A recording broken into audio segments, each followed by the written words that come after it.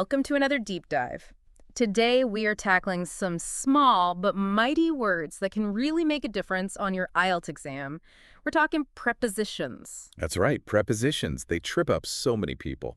Yeah, even like native English speakers mess these up sometimes. Absolutely. So let's decode them today and make them your secret weapon for IELTS success.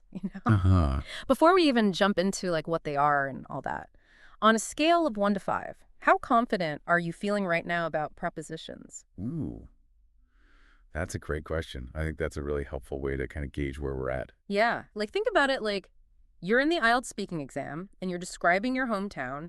Okay. Would you say I live in Tehran or I live at Tehran? I think most likely you'd say I live in Tehran. And it's generally how we talk about cities or larger areas. Right. But there could be a context where you'd use at.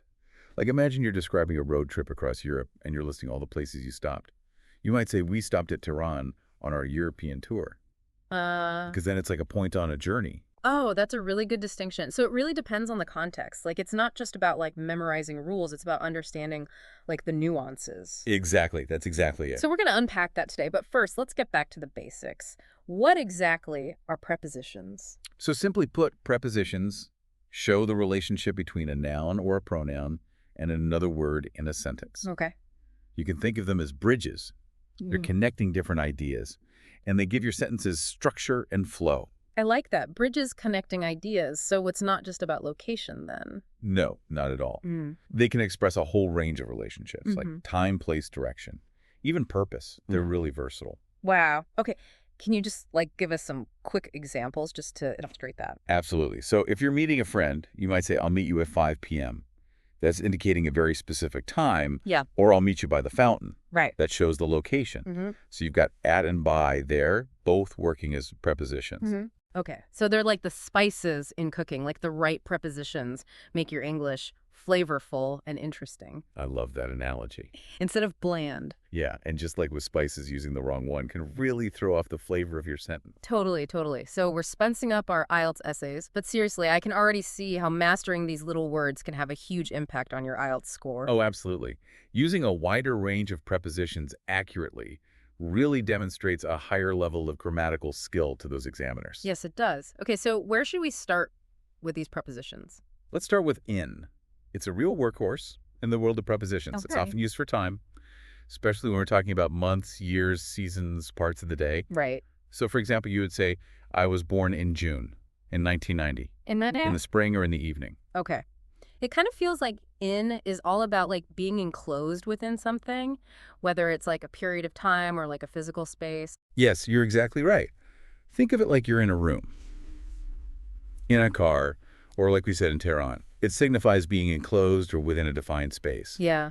Okay, so for time and enclosed spaces, what about on? When do we use that one? On is your go-to preposition for specific days and dates. Right. So you'd say, the party's on Friday, or my exam is on the 10th of October. Okay. And when it comes to location, think of on as like your surface specialist. If something is resting on top of something else, on is your preposition. So if I'm describing my desk for the speaking test, I'd say my laptop is on my desk. Precisely. Okay. You've got it. Okay. Just like the book is on the table or the painting is on the wall. Got it. Okay, so for enclosure for surfaces, now how about at? Where does that one fit in? At is interesting. It often pinpoints a very specific location or time. Okay. It's all about precision. I'm intrigued. So for time, you might say, the meeting starts at 9:00 sharp. Right. Or, let's have dinner at 7 p.m. Notice how it marks an exact time on the clock. Yeah. And when it comes to location, think of it as marking a very specific point. So you're at the bus stop, at the entrance, or at the corner of the street. Okay, so at is like zeroing in on a target. It's not about being inside something like in. It's about being at that specific spot. You're exactly right. Now let's move on to with, another versatile preposition that often pops up in the IELTS. Ooh, with. Okay, I use this one all the time, but I feel like I'm never quite sure if I'm using it correctly. Well, with is often used to describe the method or tool used to do something. Like, I wrote the letter with a pen, or she cut the cake with a knife. Right. It highlights how something is done. Yeah, and then there's like the other way to use with, like when you're talking about who you're with. Like I went to the cinema with my friends. You're spot on. With is a multitasker. It can indicate accompaniment, like who's involved in an action, and it can also describe the instrument or method involved. Okay, so with for tools methods and the company we keep. Exactly. Okay, this is really helping me see how these prepositions work. Fantastic. We're just scratching the surface here. There's more fascinating prepositions waiting to be explored. Ooh, remember. Are you ready for the next one? I'm ready. All right. Let's explore to a preposition that's all about direction and purpose. Okay, to. Like, I always mix up to and for when I'm talking about reasons. Any tricks to keep those straight? That's a great question. It can be tricky. Think of to as guiding us towards something. It often indicates the destination of a movement. Okay. So, for example, I walked to the library, or she drove to the airport. So it's like setting a course, whether it's like a physical journey or a more abstract goal. Exactly. And when it comes to purpose, think of to as highlighting the action's destination. You study to improve your English. You exercise to stay healthy. Right. It's the reason behind the action. I see. Okay, so might explain the reason why something exists. Like, this gift is for you. But it points to, like, the intended outcome of an action. You've got it. That distinction will help you choose the right preposition every time. Okay, yeah, that's super helpful. Oh, and you know what else I was thinking about? We've been talking a lot about these fixed phrases. It makes sense that we should learn them, but it also feels kind of limiting. Like, can't I be creative with prepositions? Of course. There's definitely room for creativity, but mastering those fixed phrases first gives you a solid foundation to build on. Right. It's like when you're learning to play guitar. You learn those essential chords first, Uh-huh. and once you've got those down, you can start experimenting and improvising. Okay, yeah, that makes sense. Start with the basics and then get creative. Okay, what's our next preposition? Let's move on to by, another preposition that IELTS examiners love to see used correctly. By. I use that all the time, especially when I'm talking about deadlines. Like, this report needs to be finished by Friday. Excellent example. Using by to indicate deadlines accurately shows examiners you understand time constraints, Right. which is a key skill in task management. Oh, wow. So it's not just about grammar, it's about showcasing those underlying skills that are important for success in any field. Yep. Okay. And remember, by also describes the method by which something is done. You can travel by train, learn English by watching movies, Right. achieve your goals by working hard. Right. It highlights the means to an end. I'm starting to notice these patterns more and more. It's like cracking a code. That's exactly what it is. You're decoding the language. Okay. Are you ready for our next preposition? Get me with it. All right, let's talk about, for a preposition that's all about purpose and duration. For.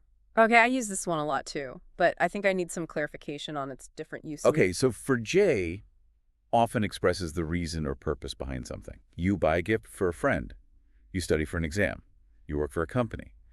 It answers the why question. So if I'm writing my IELTS essay and I want to explain why I chose a certain topic, I'd use for. Like, I chose this topic for its relevance to current events. Perfect. You're using for to clearly articulate your purpose. Okay. And remember, for quilm can also indicate how long something lasts. You might live in a city for 5 years, wait for an hour, study for a semester. Yep. It specifies the duration. Okay, so for reasons and for time frames. Exactly. Okay, got it. So what's our final preposition? Last but not least, let's tackle from. It's all about origins and starting points. From. Like, Right. I'm from Argentina. Exactly. From pinpoints where something originates. Right. It can also mark the beginning of a time period. Like, the shop is open from 9:00 a.m. to 5:00 p.m. Okay. Or I'll be on vacation from Monday to Friday. You got it. Okay. So from clearly shows us where things begin, whether it's a physical place or a point in time. You got it. So we've covered in on it with to, by, for, and from. Right. Quite a prepositional lineup. Wow, yeah. And honestly, I'm feeling much more confident about using them correctly now. This has been incredibly helpful. I'm so glad to hear that. But remember, mastering prepositions takes more than just understanding the rules. Right. It's about putting them into practice. Yeah, I agree. Just listening to you explain them isn't enough. I need to actively use them in my own speaking and writing. So do you have any tips for how to make that happen? One of the most effective strategies is to learn prepositions in context. Instead of trying to memorize lists, pay attention to how prepositions are used in real sentences, like in books articles, even everyday conversations. Oh, so like immerse myself in the language and notice how those prepositions naturally fit in. Precisely. The more you see them in action, the more you'll internalize their usage. Another helpful tip is to focus on those fixed phrases we talked about earlier. Yeah. They're like building blocks that can help you express yourself more fluently and accurately. Right. So instead of trying to reinvent the wheel, I can just use those fixed phrases as a starting point and then kind of build from there. Exactly. And here's a practical tip that's especially helpful for the IELTS. Try weaving prepositions into your daily life. Think about your routine, your hobbies, your experiences, and describe them using a variety of prepositions. Oh, I like that. So turn my everyday life into an IELTS practice session. Exactly. For example, you could say, I woke up at 7 a.m., had breakfast with my family, and then went to work by bus. Uh-huh. See how effortlessly those prepositions fit in. Yeah. It's all about making them a natural part of my language. Okay. Any other words of wisdom before we wrap up? One final point, especially for those of you translating from your native Sure. language, be wary of direct translations. Hmm. Prepositions don't always behave the same way across different languages. Yeah, that's so true. I've definitely made that mistake before. It's a common pitfall. For example, in English we say on the weekend, but in some other languages it might be in the weekend. Right. So pay close attention to those subtle differences to avoid errors in the IELTS. Okay, so it's not just about learning the rules of English. It's also about unlearning habits that might come from my first language. Exactly. Language learning is a journey of adapting and refining. I like that. Now, to really cement this knowledge, I challenge you to come up with your own examples using the prepositions we've discussed. Okay, I'm up for the challenge. Let me think. Well, I'm really into photography. So I could say I love taking pictures with my new camera. Or I'm going to a photography exhibit at the museum on Saturday.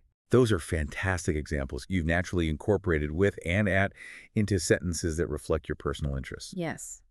And since I'm planning a trip to Italy next year, I could say I'm learning Italian for my trip, or I'm flying to Rome in May. Perfect.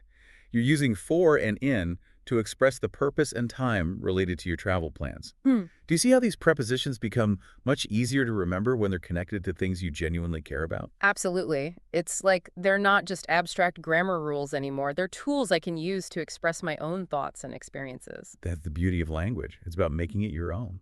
This has been such an incredible deep dive. I feel like I've gained a whole new level of understanding when it comes to prepositions. I'm thrilled to hear that. Remember, prepositions might seem like small words, but they have a huge impact on how clearly and effectively you communicate. Keep practicing, stay curious, and you'll master them in no time. Thank you so much for guiding me through this prepositional adventure. It's been a real eye-opener. And to all of you listening, keep exploring the fascinating world of prepositions. You'll be amazed at the nuance and power these seemingly small words hold. It just goes to show that even the smallest details can make a big difference in language. Thanks for joining us on this deep dive into prepositions. Until next time, happy learning.